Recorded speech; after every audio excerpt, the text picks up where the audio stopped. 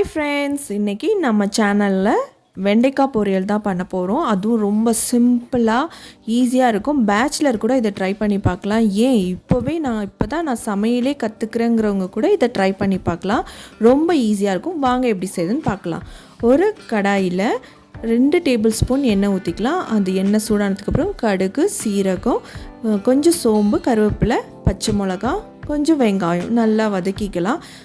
வெங்காயம் ரொம்ப வதக்க வேண்டாம், லைட்டாக வதக்கினா போதும். அது வதக்கினதுக்கப்புறம் நல்லா வாஷ் பண்ணி தொடச்சி கட் பண்ணி வச்சுருக்க நம்ம வெண்டைக்காவும் போட்டுக்கலாம். அது கூட ஒரு ஸ்பூன் நம்ம உப்பு போட்டு இப்போவே கிளறிக்கிட்டிங்கன்னா அந்த வழவழப்பு சீக்கிரமாக போயிடும்.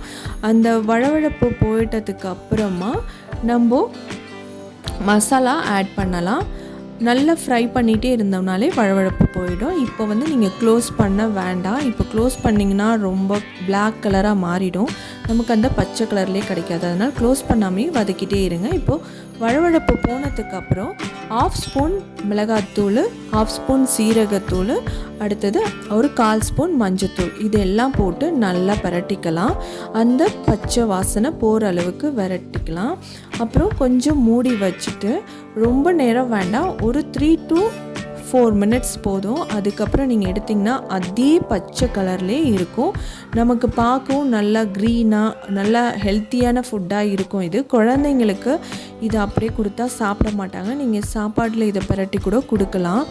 ரொம்ப கிறிஸ்பியாக பண்ணிட்டீங்கன்னா கடிக்கிறதுக்கு ரொம்ப மாதிரி இருக்கும்.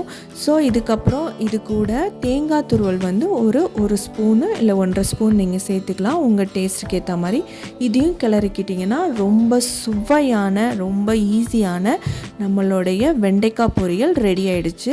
இதை அப்படியே சூடாக சர்வ் பண்ணி சாப்பிட்டிங்கன்னா அப்படி இருக்குங்க. குழந்தைங்களுக்கு சாப்பாடில் பரட்டி கூட சாப்பிட்லாம்.